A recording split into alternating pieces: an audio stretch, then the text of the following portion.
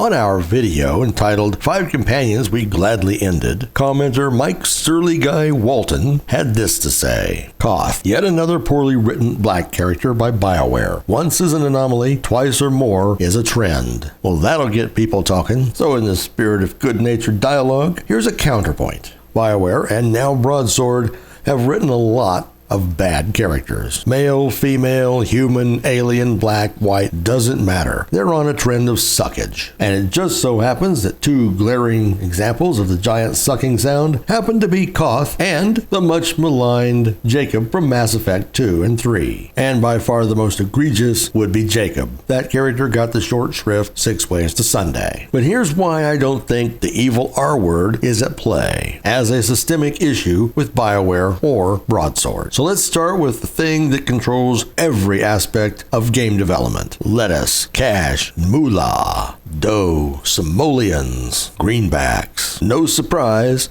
that what you're going to be able to spend to make that game is going to control every aspect. And we know that game development is fraught with ups and downs. And one of the most expensive items in an RPG, like what BioWare puts out and now Broadsword, is all of that writing, which ultimately leads to voiceover work, facial animations and captures, and all the myriad of jobs that go along to make these things sound and look as good as they do. And this budget gets balanced against all those other elements of gameplay. Our economy might not be a zero-sum game, but budgets always are. What you spend to make that cool dialogue and those choices, that money is taken away from some other elements, and vice versa. Now, how did this specifically affect Koth? Well, the devs were in a position where they had to cut down the story they were going to tell. As they have reported, they had an awful lot of story fleshing out Zakul and all of those surrounding characters, but they ultimately decided to compress it down.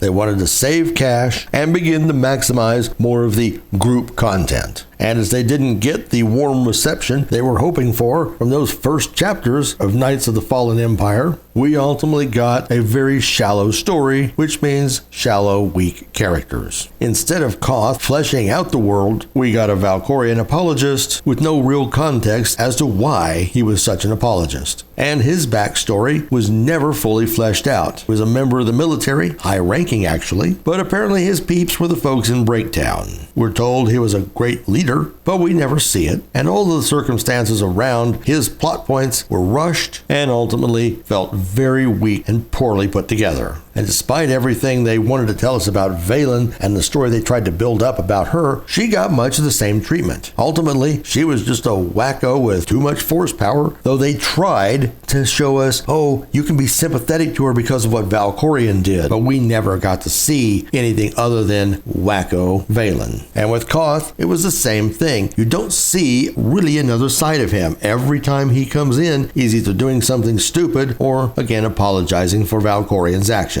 Had they had the budget to make the story they originally set out to tell, Koth's actions might be justified, and he certainly could have been the guy who showed us the Zakul world that we never got to see. But ultimately, the money they could spend wasn't enough to produce these chapters, and we have what we have. Next up, I think much of the problem is also due to how they treat these characters. They are not fully fleshed out characters, any of them. Lana, Theron, Koth, doesn't matter. Since the end of the class stories, characters have been embodiments of viewpoints. They don't get to be multifaceted. They have to show us some element of the world, and that's the only element that they get to show us. And by extension, our characters aren't able to truly influence those people. For Koth's part, he is Mr. Zakul. They got hung up on him actually representing Zakul and forgot that there needs to be more character than just that. We never really see him grow, just like we don't see any of these characters grow. Jacob certainly doesn't progress past his initial introduction. Do we really see him say,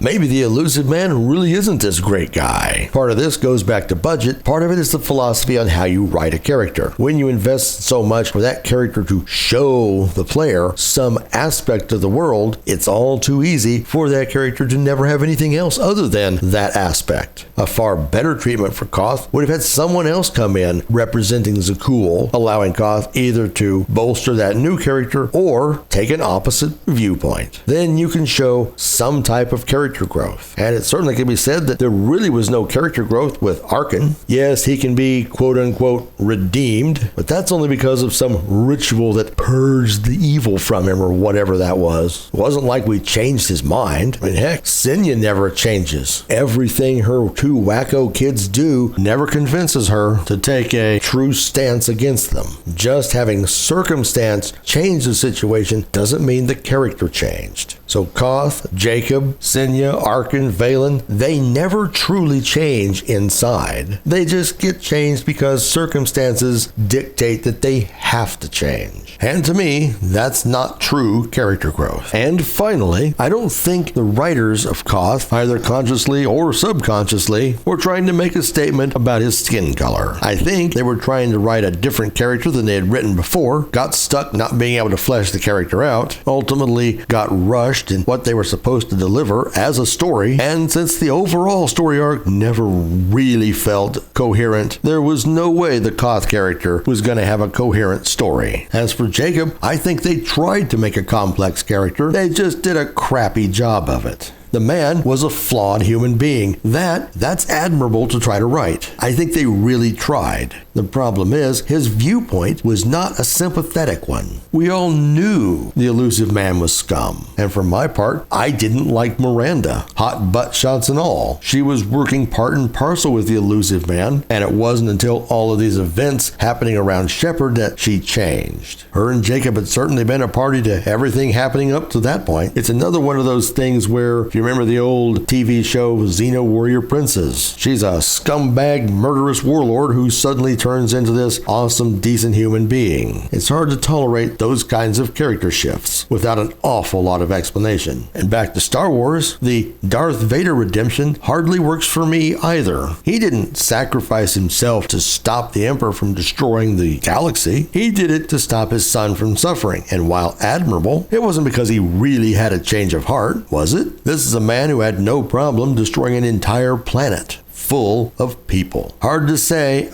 gee, Dad, you're okay now. All this is to say that I don't think skin color played a role at all in Koth, Jacob, or any of them being crappy characters. Budgets, writing philosophy, and circumstance worked against many of these characters from being really compelling. And geez, our top character we couldn't wait to bump off was Theron. Lots of people love him, but what they ultimately delivered for that character was terrible. Yet more missed opportunities. But what do you think? Drop us a comment below. And remember, if you like our content, give us a like and subscribe. Thanks for watching.